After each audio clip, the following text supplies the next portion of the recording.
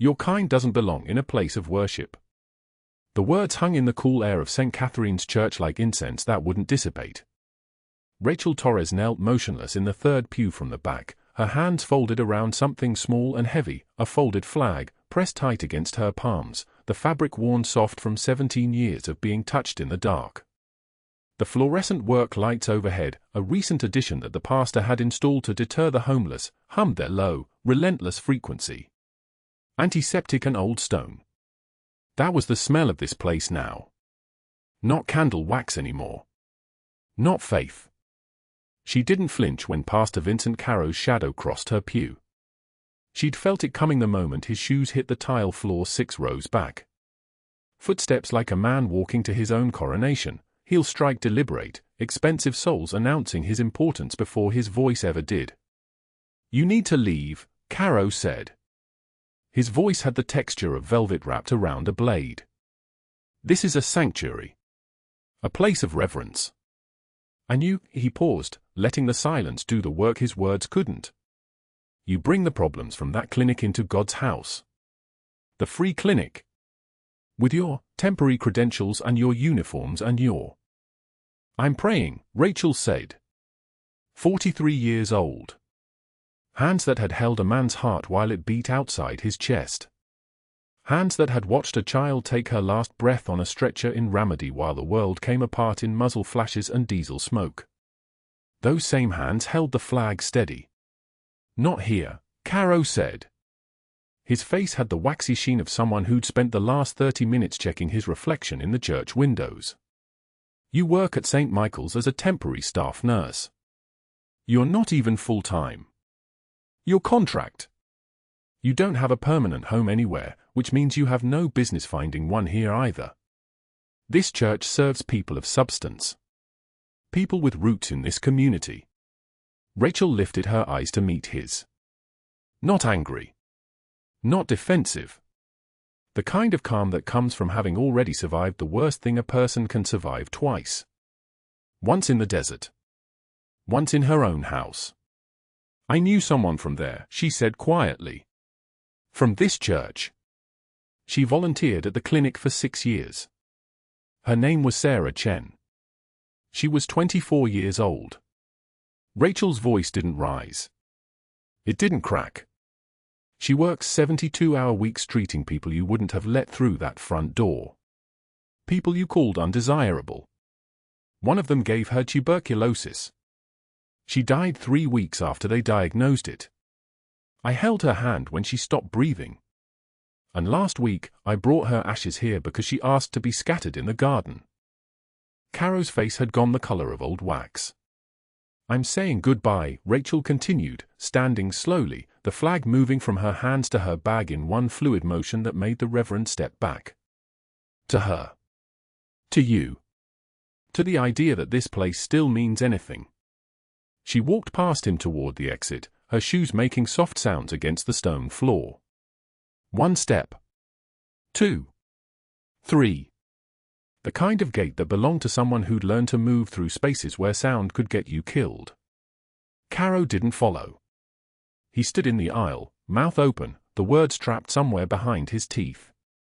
The doors of St. Catherine's closed behind her with a pneumatic hiss. Rachel didn't drive directly home.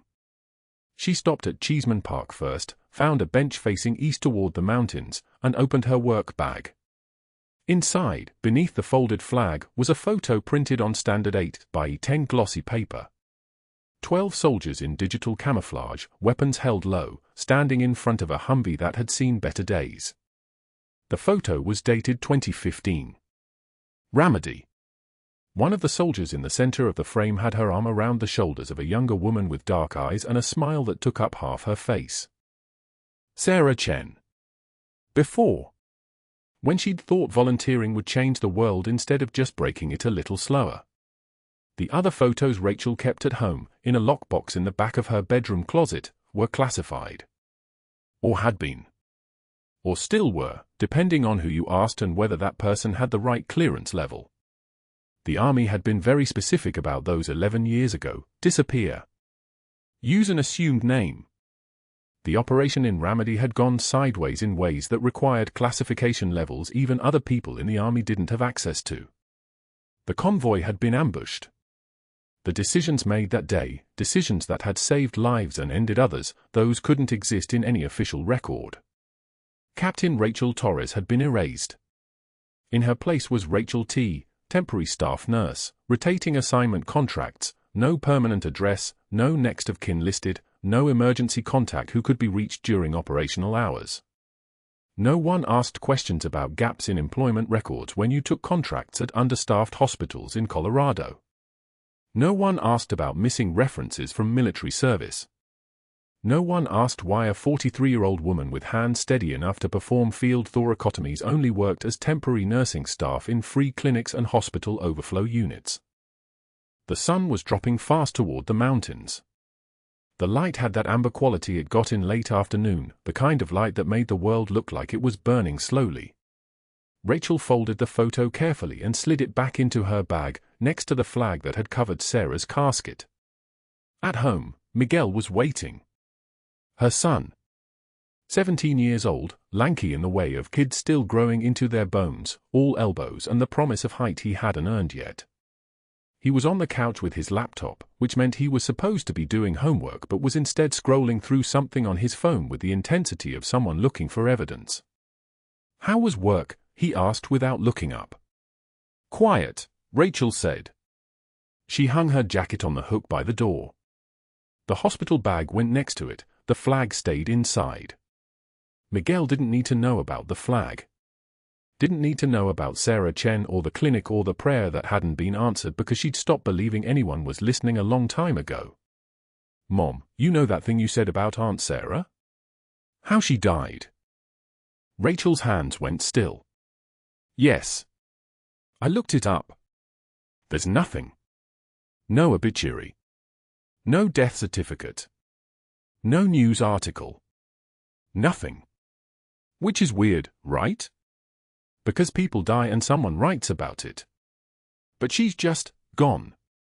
Like she never existed at all." Rachel sat down slowly on the arm of the couch. Her son had her eyes, dark, observant, the kind of eyes that notice things people usually missed. She'd tried so hard to keep him separate from all of it. From the uniform she didn't wear anymore. From the things she'd done in the desert when she was young and thought her hands could fix anything. From the ghosts that still walked through her apartment at 3:22 in the morning, every morning, the same time, like an alarm clock set for trauma. "Some people die quiet," she said finally. "Without fanfare. Without record. It doesn't mean they didn't matter. It just means the world wasn't paying attention." "That's sad," Miguel said. "Yes," Rachel agreed. "It is." Outside, Denver was sliding into dusk. The streetlights on Mississippi Avenue flickered on one by one, sodium vapor creating halos in the cooling air. Rachel could hear the distant sound of a helicopter, medical transport from one of the Denver airports, probably heading to one of the major hospitals. The rotor wash sounded like the old days, like the C-130s that used to come in at first light with supplies and mail, and sometimes, if you were lucky, someone important enough that people started whispering about what came next. She'd been important once. She'd been someone people whispered about. She'd been Captain Rachel Torres, call sign Raven 6, and the things she'd done in Ramadi had echoed through the entire division. Some of those echoes had been good. Some of them had required the kind of classification that meant speaking about them out loud could get you arrested under the Espionage Act. The Army had decided that Captain Rachel Torres was a security risk. The Army had decided that her existence in the official record created complications. So they'd made her UN exist. And she'd let them. Because sometimes the only way to survive is to stop existing. To become someone else. To work in free clinics and hospital overflow units and temporary staffing assignments where no one asked about your background and no one cared that you could perform emergency thoracotomies with a field kit and a steady hand. She'd become someone so invisible, so temporary, so utterly disposable that she could slip through the world without leaving a trace. It was safer that way. For Miguel. For everyone. But safety, Rachel had learned, was just another word for erasure. And erasure was just another word for the kind of dying Sarah Jen had done, present one moment, gone the next, leaving behind only the people who remembered, and fewer with every year that passed. Miguel was still staring at his laptop screen. "Did you know her well?" he asked. "Aunt Sarah."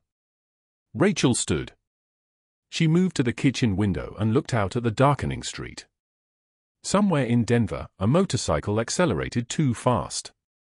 Somewhere, a siren wailed. Somewhere, the world continued on, indifferent to the ghosts people carried. "Better than anyone knew her," Rachel said quietly. The monthly volunteer meeting at St. Catherine's filled the parish hall with 43 people, their voices bouncing off the old brick walls like birds trapped in a cage. Pastor Vincent Pierce stood at the podium, his tailored suit immaculate, his smile the kind that never quite reached his eyes. Rachel stood in the back near the doorway, her temporary clinic badge visible on her scrubs, trying to be invisible the way she'd learned to be invisible for 18 years. She'd come because Miguel needed community service hours. That was the only reason. That was the lie she told herself. Pierce's voice carried the cadence of someone used to authority. Not the earned kind. The inherited kind. "We've had concerns raised about vetting procedures," he announced, his gaze sweeping the room before landing directly on her.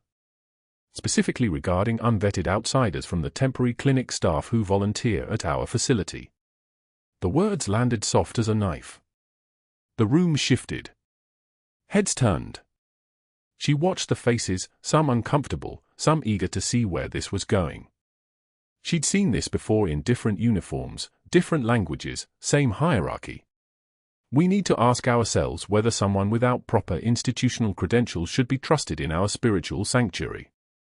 He paused, letting the implication breathe. She didn't flinch. Her breathing stayed even. Her hands, resting at her sides, remained steady. Ice, not fire. Always ice. The volunteer coordinator next to Pierce nodded aggressively, adding her own commentary about background checks and liability concerns.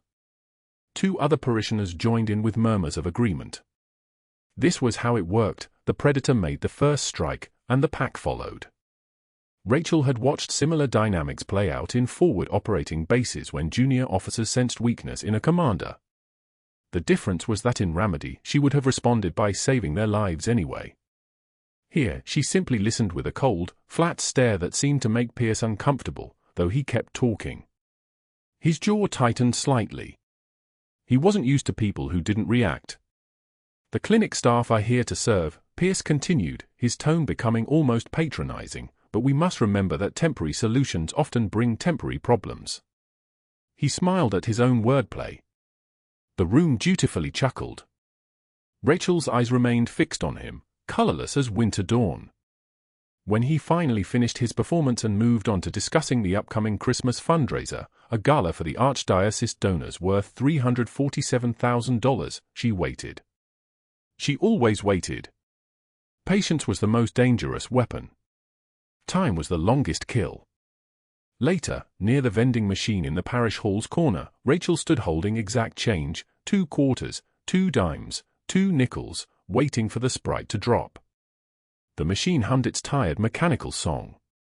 Pierce's voice came from across the room, loud enough to carry, directed at the secretary filing donation forms at a nearby table.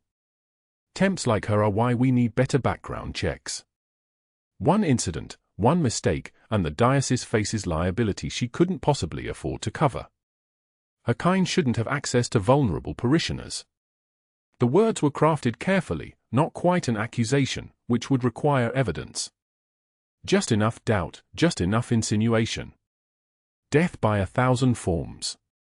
She'd seen that tactic too, though usually it was used against insurgent networks, not church volunteers. Rachel heard every word. She was meant to. That was the point. The sprite tumbled down with a hollow metallic clunk. She retrieved it slowly, deliberately, her movements economical. No wasted energy. No visible reaction. When she turned to face him, Pierce met her gaze for less than a second before looking away. That was important. He was testing the waters, seeing if she'd defend herself, correct the record, show emotion. She did none of those things. She simply held the soda can and let the silence stretch between them like a canyon. "You measure a man's worth by his fear of people who kneel in the same direction," she said quietly. Her voice carried the kind of calm that came from having already survived the worst. It wasn't loud. It didn't need to be. Everyone in the parish hall heard her. "That tells me everything I need to know about your faith, Dr. Pierce." She turned and walked away before he could respond, her pace unhurried, her composure intact, the folded flag from her fallen teammate still tucked inside her bag where no one would ever see it.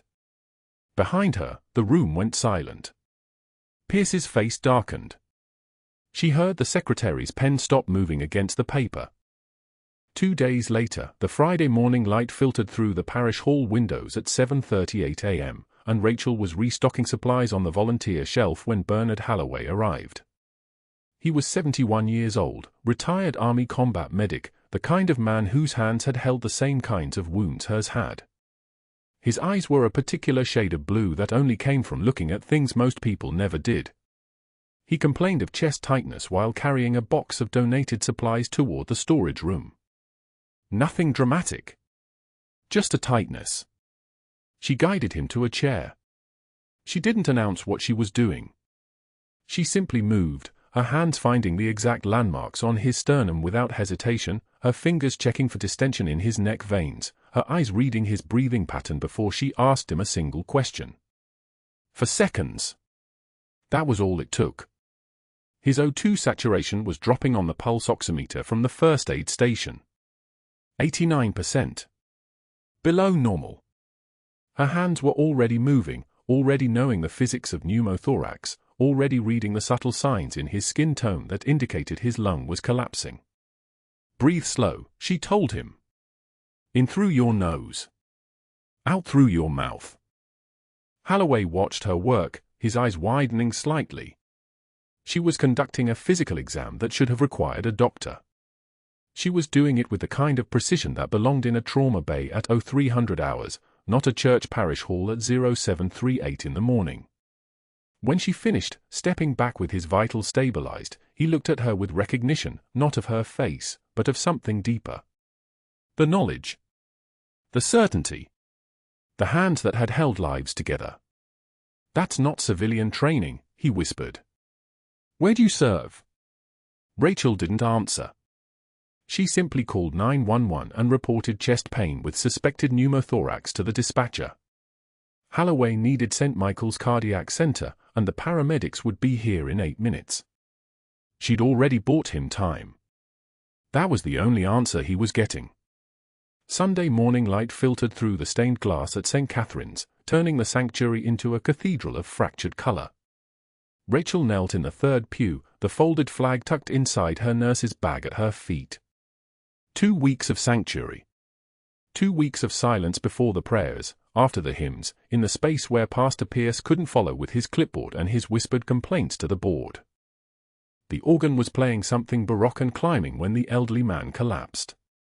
One moment he was standing in the back row, hymnal in hand. The next moment his body simply failed, dropping like someone had cut the strings. His head struck the wooden pew frame with a sound like a bell cracking. The sanctuary gasped. Someone screamed. Someone else knelt beside him and started praying louder, as if decibels could resurrect the dying. Rachel was already moving. She didn't rise from the kneeling position with ceremony. Her body simply obeyed older instructions, muscle memory responding before conscious thought. Her nurse's bag was open. She was kneeling over him, 2 fingers on his carotid artery, counting. Nothing.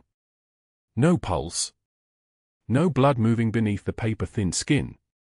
"Call 911, she said. Her voice had dropped an octave from the timid woman who worked the temporary shifts at St. Michael's. Now. A woman with trembling hands fumbled for her phone. The priest stood frozen behind the altar, his prayer book hanging open like broken wings. Rachel's hands moved to the man's sternum. She felt the ribs through his cardigan sweater, found the center point where she needed to be. She pressed down hard and fast, the heel of her right hand driving into his chest cavity. Once. Twice. 3 times. 4. The rhythm was everything. 100 compressions per minute. The beat of a song nobody wanted to hear. 30 compressions, she said. It wasn't a request. Her jaw had tightened into a line of controlled steel. Then airway check.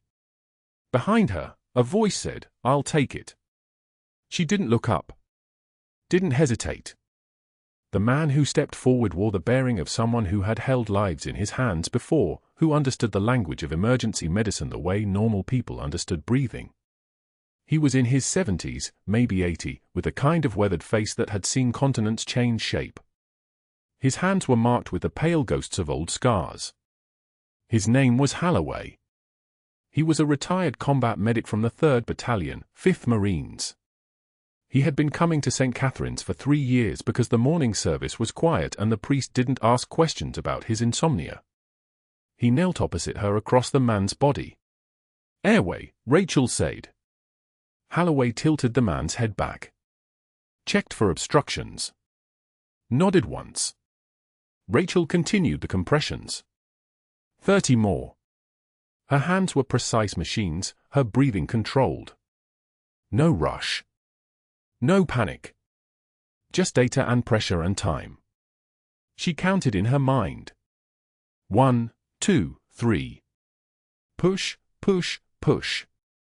The ribs bent under her hands. This was consent. This was the only thing that mattered. Holloway was watching her. Not the patient. Her. The way her shoulders aligned with each compression.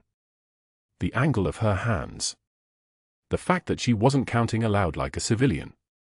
She was timing it to her own internal metronome, the kind of rhythm that came from thousands of hours, from operating theaters at 0300 hours, from decisions made under fire. 30, she said. Holloway moved to check the airway again. Behind them, the organist had stopped playing. The silence was absolute. The stained glass held its fractured light. And then the flashback hit her like a mortar round. Ramadi. July 2007, the Jolin district, where every street was an ambush and every corner held a choice between bad and worse. Her convoy was supposed to be 3 vehicles. The IED had taken out the lead truck, the one with Sergeant Martinez and his driver, the one that was supposed to reach FOB sharp 20 minutes before sunset. Instead, the explosion bloomed orange across the road and the shooting started from the buildings, from the rooftops, from windows that had been empty 30 seconds before. She was in the second vehicle. She had a surgical kit and a trauma shear and a packet of QuickClot that would stop arterial bleeding if you packed it deep enough. She had been Captain Rachel Torres then. People called her Raven 6 over the radio. People listened when she gave orders. The convoy pulled into a courtyard behind a collapsed building and she was out before it stopped moving, her medical bag in one hand, her training in the other.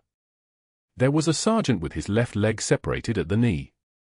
There was a private with shrapnel in his abdomen and his intestines visible through the wound. There was Lance Corporal Chen with a sucking chest wound, air hissing through a hole the size of a quarter, his lung collapsing with each breath. She had a combat knife in her boot. She had hands that had been steady since childhood. She had 8 minutes before the blood loss became irreversible. She cut through his clothing. She felt for the second intercostal space, the midclavicular line.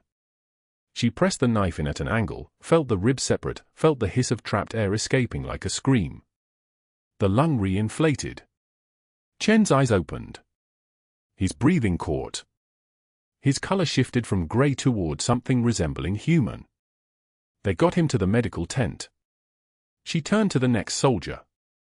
Then the next. For field surgeries in 90 minutes. 2 of them lived. 1 didn't.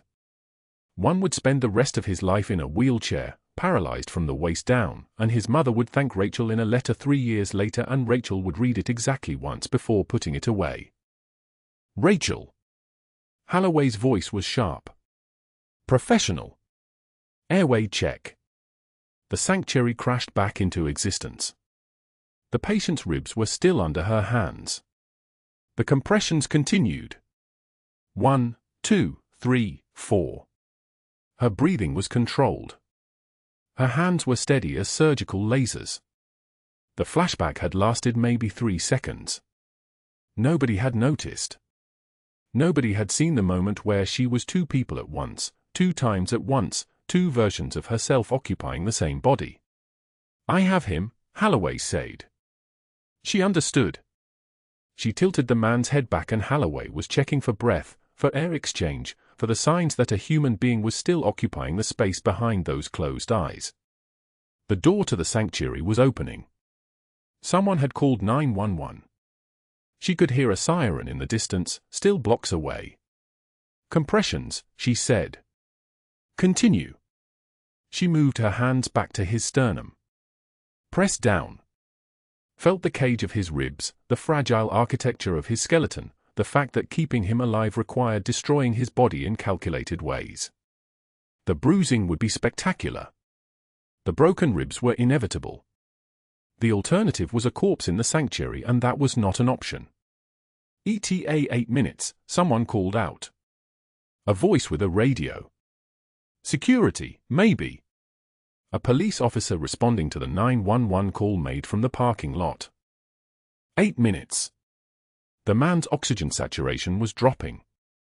She couldn't see the numbers, didn't have a pulse oximeter clipped to his finger, but she knew how this mathematics worked. Brain cells began dying at 4 minutes without oxygen. 6 minutes and you started asking whether saving him meant anything at all. 30, she said. Holloway moved again. He was an extension of her, responding to her rhythm without question. She watched him work. The precision. The speed. The way his hands moved with absolute confidence through the small anatomy of the airway. He had done this before. In field hospitals, probably. In dusty tents while artillery shook the canvas and the patient list kept growing and there were never enough hands. "How many?" she asked between compressions. 12 years, 3 tours, 2 Purple Hearts, Holloway said. He wasn't asking what she meant. He understood. The patient's color was changing. The gray was becoming something darker, something that belonged to bodies that were losing their argument with gravity. Rachel continued the compressions. The rhythm never faltered. 1, 2, 3, push, push, push. Her hands were machines. Her heart rate was steady. The flashback was fading now, dissolving back into remedy, back into memory, back into the classified files that the Pentagon had sealed and buried. 2 minutes, Holloway said. The siren was getting louder. The sanctuary doors were opening. Emergency medical services was coming. In 4 minutes, they would burst through those doors with equipment and authority and the kind of training that came from civilian hospitals, from a world where people died in beds instead of in sand, where the paperwork happened after the patient was stable instead of before. But right now, in this moment, in this church where the light was breaking into colors, there was only Rachel's hands and Holloway's precision and an old man whose heart had stopped arguing with mortality. Compressions, Rachel said. O2 sat is critical. The numbers were in her mind. She could feel them the way musicians feel time. When the patient's oxygen saturation gets below 70, the brain starts to shut down. 75 was the threshold where consciousness could return. 68 meant damage. 60 meant permanent loss. She had maybe 90 seconds before the mathematics became permanent. She pressed down. The ribs bent under her hands like a living thing. Like a man. Like someone's husband or father or brother. 65, Holloway whispered. He was reading something on the monitor, a handheld device that had materialized from somewhere, that was showing numbers only he could see. Dropping. 62. Rachel didn't respond. She just continued the compressions. The rhythm was everything. 100 per minute. No variation. No hesitation. The sanctuary had gone silent except for the sound of her hands, the sound of ribs moving under pressure, the sound of the siren getting closer. 68, Holloway said. The front doors burst open. Paramedics in dark uniforms poured in like water, finding its level. A woman with a defibrillator. A man with a stretcher. A younger tech with a bag full of medications. "What do we have?" the woman asked. 72, Holloway said. His voice carried authority. "Approximately 4 minutes down. 2 rounds of compressions. Good perfusion." Rachel released the patient's sternum without being asked. The paramedics moved in with the kind of coordinated efficiency that came from 1,000 calls, 1,000 emergencies, 1,000 people who had been where she was. She stepped back. Her hands fell to her sides. The paramedic who took over the compressions was male, competent, moving with the muscle memory of someone trained in the right systems. He started the rhythm again. Rachel watched his hands. Watched his technique. Watched the way he pressed down, how much force he applied, whether he understood that the goal was not gentleness but survival. His form was sloppy. His compressions were too shallow. "Deeper," Rachel said. He didn't look at her. He was focused on the patient, on the monitor, on the math of emergency medicine that played out in real time across the digital screen. His compression stayed the same depth. The oxygen sat was dropping again. 79. 76. 72. "The compressions are insufficient," Rachel said. Her voice hadn't risen.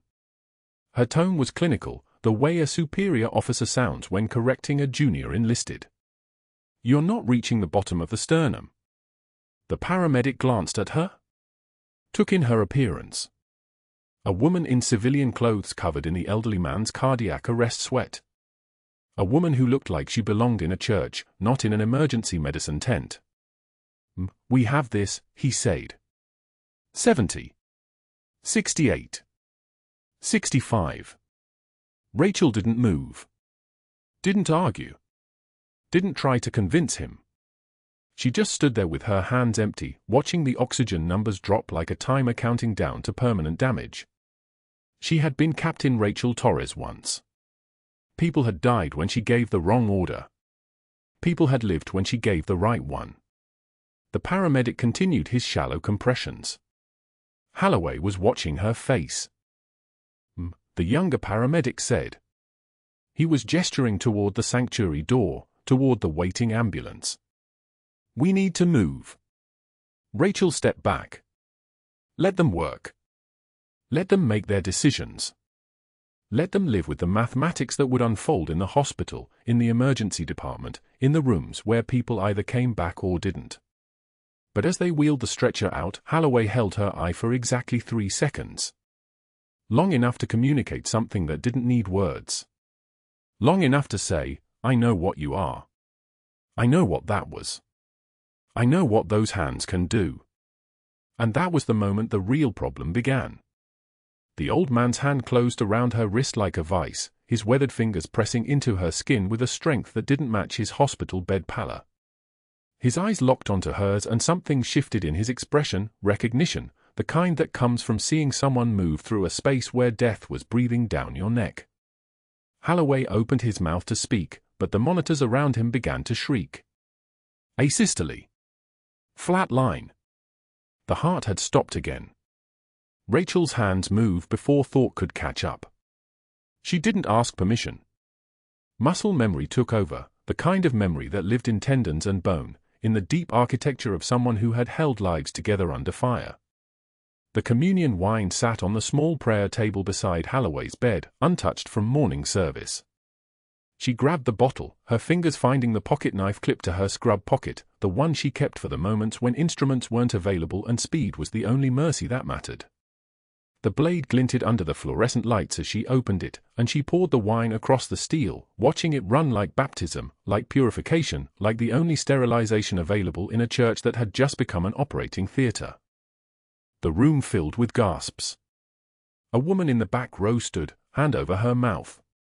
The priest, not Pastor Carrow, but Father Dominic, who ran the Sunday morning rotation, stepped forward as if to stop her, then stopped himself.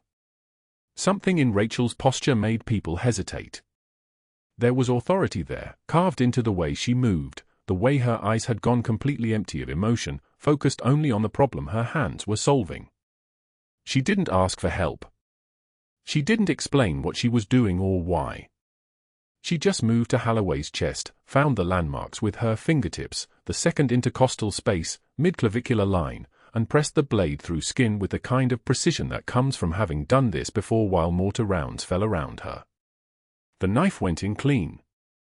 The hiss of air escaping made someone behind her cry out, but Holloway's chest rose. The pressure that had been crushing his lungs released itself into the room like a sigh. "Sinus rhythm," she said quietly. Not to anyone in particular. Just stating fact. Just calling what she was seeing on the monitor into existence. The ventilator picked up the rhythm she'd carved open, and the heart began its reluctant march back toward life.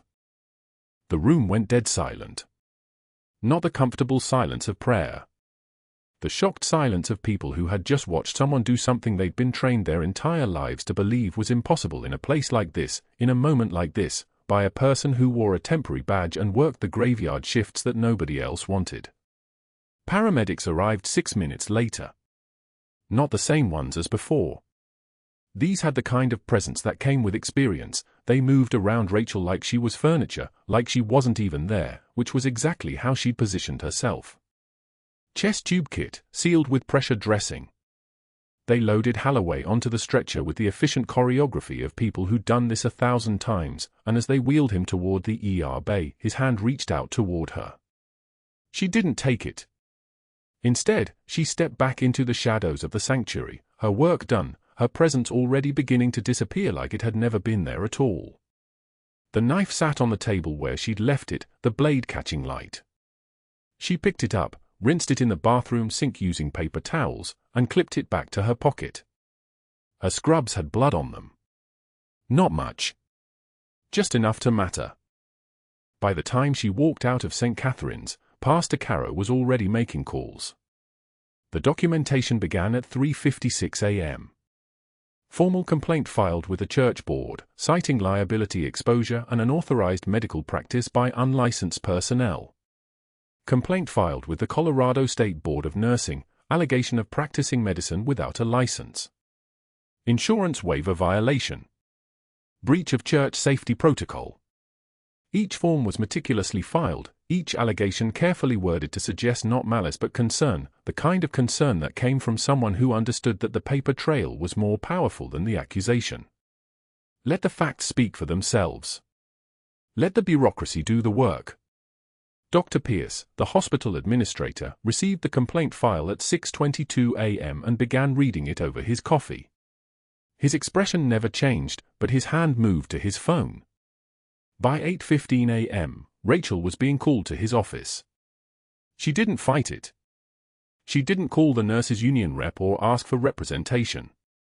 She just walked into the administrator's office and stood because no one had offered her a chair, her hands folded in front of her, waiting for the words that were already written on his face. "Your volunteer status at St. Catherine's has been terminated," he said, not looking at her, just reading from the papers in front of him like they mattered more than the person standing 3 feet away. "The incident this morning constitutes a serious violation of hospital protocol. Unauthorized medical intervention. Performing procedures without proper credentials. This hospital cannot be associated with unlicensed practitioners carrying out field surgery in a church."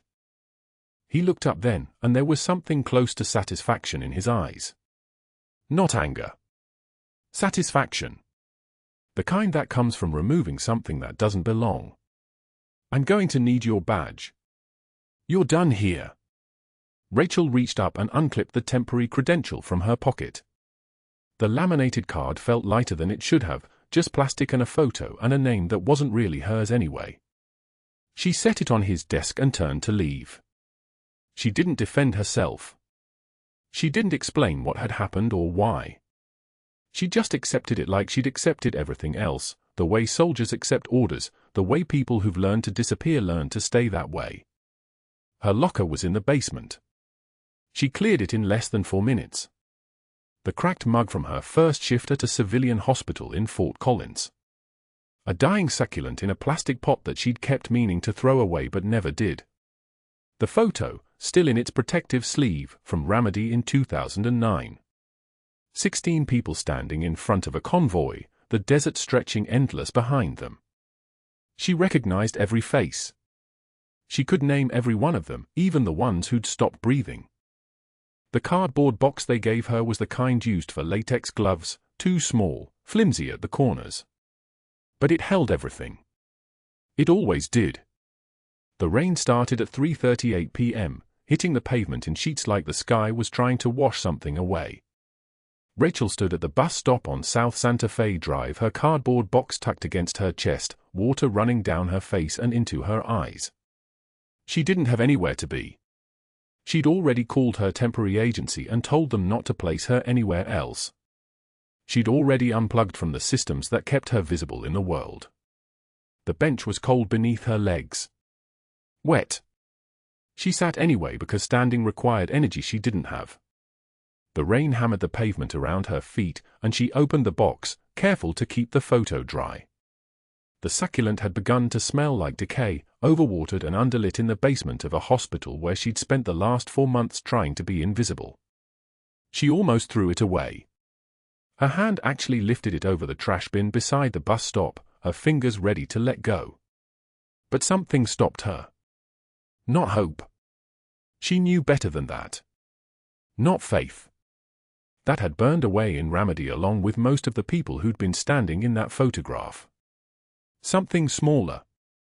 Something like the memory of her hands working in the darkness, the feel of someone's heart beginning again under her palms, the moment when Holloway's eyes had cleared and he'd known exactly who she was. She put the succulent back in the box. Her phone had 16 missed calls from Miguel. She didn't answer. She didn't have anything to say that would make sense to him, nothing that would explain why the person he thought she was had just become legally erased a second time. The rain fell harder. She could feel her body temperature beginning to drop, the way it did when you stopped fighting. Her clothes were soaked through. Her hands were starting to shake, not from cold, not from fear, but from something else. Restrain, she thought. The kind of restraint that comes right before something breaks. A text came through from an unknown number, "Where are you?" Then another, "Rachel, where are you now?" Then a call, the ringtone cutting through the rain like someone shouting her name. She didn't answer. But she looked up, toward the street, and that's when she heard it. The sound started as a whisper in the distance. A low throb that didn't match the city traffic, that didn't belong to ambulances or fire trucks. It grew louder, more insistent, until the very air began to shake around her. She'd heard this sound before. She'd fallen asleep to it, woken up to it, lived inside it for 3 years. The sound of helicopter rotors cutting through rain. The Black Hawk appeared first as a shape against the Denver sky, absolutely enormous and absolutely impossible, touching down on the street beside the bus stop like gravity had just remembered it was supposed to care. Then another. Then a third. The rotor wash slammed into Rachel with such force that it nearly knocked her off the bench, sending rain sideways, sending paper scattering, sending the careful civilian life she'd built into fragments. 3 aircraft. Military designation markings. And climbing down from the first one, moving with a kind of purpose that said they knew exactly who they were looking for, came boots. Boots on pavement. 1, 2, 3, 4. A dozen of them. The soldier in front stepped down from the Black Hawk's side door and crossed the distance between the helicopter and the bus stop without hesitation. His uniform was regulation army, he's bearing the kind that comes from command experience, his salute rendered with such precision that it cut the rain itself. Behind him came others, 2 carrying what looked like a leather portfolio, another speaking quietly into a radio, all of them moving like they owned the space and the sky above it. "Captain," the lead soldier said, and the word hit her like a pulse. "Welcome home." Miguel burst through the church office doors at 9:16 a.m. on a Tuesday, his shadow box clutched against his chest like a battering ram. The medals inside caught the fluorescent light, bronze, silver, gold arranged in ascending order of consequence. His voice cracked with the kind of fury only a 17-year-old can summon when his mother has been erased. "Mom, they need to see these. You can't let him do this to you." Rachel stood in the hallway outside St. Michael's administrative office, still wearing her temporary ID badge clipped to yesterday's scrubs. She'd been fired by email at 6:13 a.m. Dr. Pierce had seated the state nursing board, the hospital risk management team, and 3 lawyers whose letterhead she didn't recognize. The email had one sentence: due to unauthorized medical procedures and liability concerns, your volunteer contract is terminated effective immediately. She had not argued. She had simply removed her badge and walked toward the parking lot. Miguel had followed her there. He'd seen the cardboard box in her car, the cracked mug from her first unit, the photograph of a woman in desert camouflage with her arm around Rachel's shoulders, the dying succulent that hadn't survived 3 apartments and a classified reassignment. She looked at what her son held. The shadow box. The one he was never supposed to see.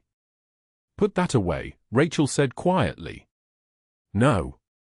His voice was steady now, the anger channeling into something harder.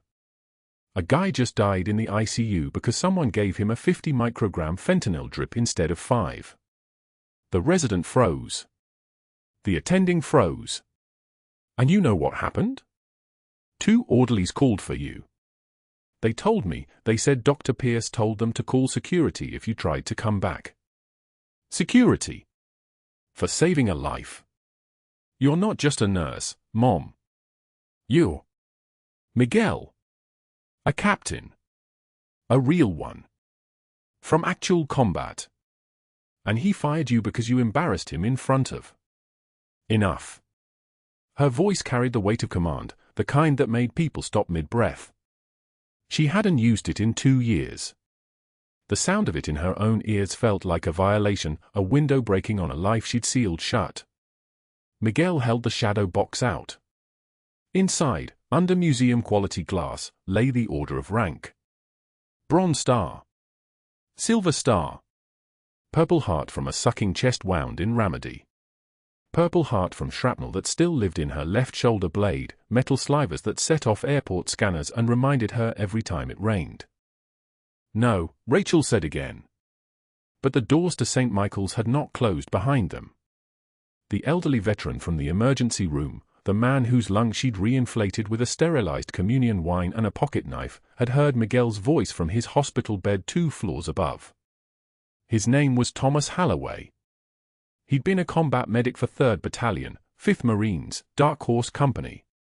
He'd watched her hands move with the precision of someone who'd done field thoracotomies with a combat knife in temperatures that made steel brittle. He'd whispered her call sign, Raven 6. She'd never confirmed it. He already knew. Thomas's son was a Marine liaison officer. His brother was a 4-star general. By 10:22 a.m., Rachel was standing in the hospital chapel, not the one at St. Michael's, but the small stone one attached to the grounds, the one with the wooden crucifix and the overwhelming smell of furniture polish.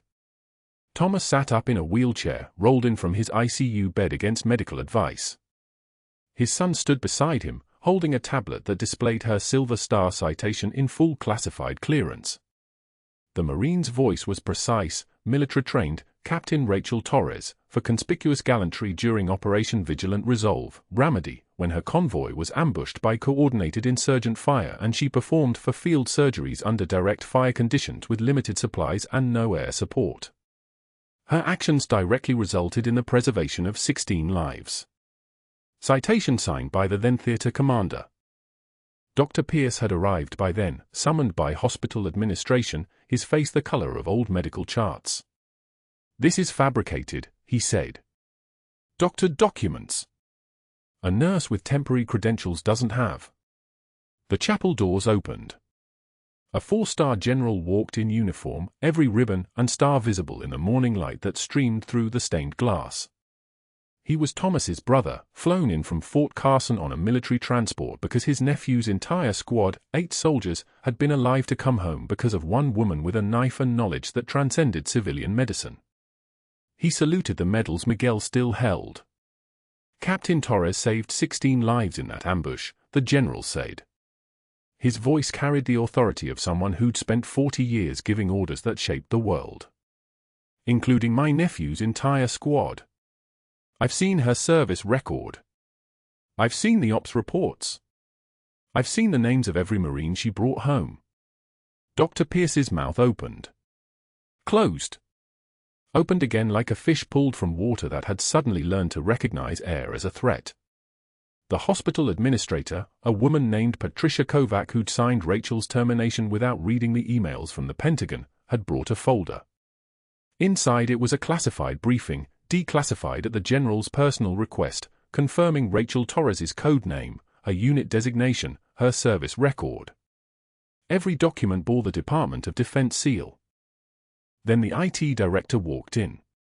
A Navy veteran named Dale Mercer, 160th SAW, former Night Stalker who'd maintained hospital servers for the past 8 years. His voice was quiet, which made it worse. Dr. Pierce attempted to delete security footage from the emergency room on the date of the incident, Dale said. He held up a thumb drive. Every frame preserved. Time-stamped. Including the moment he told security to bar Captain Torres from the building after she saved that patient's life.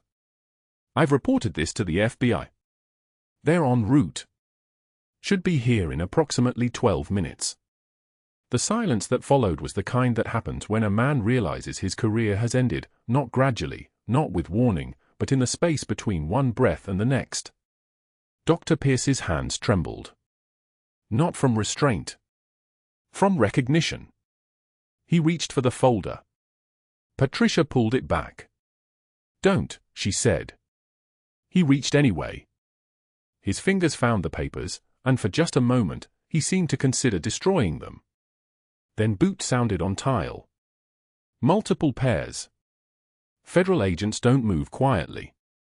They move with the kind of authority that announces itself. 2 FBI agents entered, badges visible, followed by a woman from the Department of Defense Inspector General's office. She wasn't smiling. She was wearing a blue suit and carrying a file twice the thickness of the classified briefing. Dr. Pierce's voice cracked when he spoke. I was protecting the hospital from liability. You attempted to obstruct a federal investigation into military personnel, the Dodd investigator said. She pulled out papers, his emails, his calls to the state board, his documented pattern of retaliation. You fired a decorated officer for performing life-saving treatment. You then attempted to destroy evidence of that treatment. That's obstruction, retaliation, and destruction of federal records. 6 months passed. Rachel stood on the steps of St. Michael's on a Thursday afternoon in late September. The sun was the kind of gold that makes everything look like it's being filmed in a movie where the ending is already decided. She watched as Dr. Pierce loaded cardboard boxes into a white medical supply van. His hands moved slowly. He'd already lost his medical license. The hospital had terminated him for cause. The FBI had turned his case over to the U.S. Attorney. His court-ordered community service was 800 hours. He was starting at a free clinic in Denver's East Side, the same clinic Rachel had volunteered at during her exile. She didn't feel satisfied watching him load boxes. She felt the weight lift instead, the weight of hiding, of being erased, of accepting erasure as the price of survival. It was a different weight now. One she could carry in the open. Inside the chapel, they'd hung a plaque on the wall beside the altar. Beside it was the folded flag from Rachel's fallen teammate, the one she'd kept hidden in her nurse's bag, the reason she'd been in that church on the day everything fractured. The plaque read, in honor of Captain Rachel Torres, who taught us that holiness looks like courage. Rachel had asked them not to use her photograph. She'd asked them not to read her citations aloud. She'd asked them to keep most of her record classified, which was granted. What remained public was simple, a name, a date, a moral. She didn't need more than that.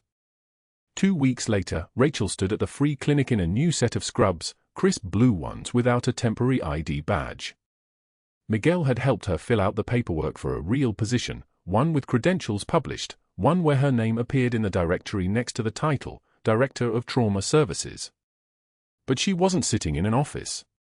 She was teaching a group of 12 teenage medics, kids from the neighborhood, kids without fancy degrees or trust funds, how to perform a needle decompression using only the equipment they could find in a backpack. Her hands were steady as she demonstrated the anatomical landmarks. Second intercostal space, she said, pointing to the chest of a practice dummy. Midclavicular line. The needle goes in at 90 degrees. If you hit it right, you'll feel the hiss of air.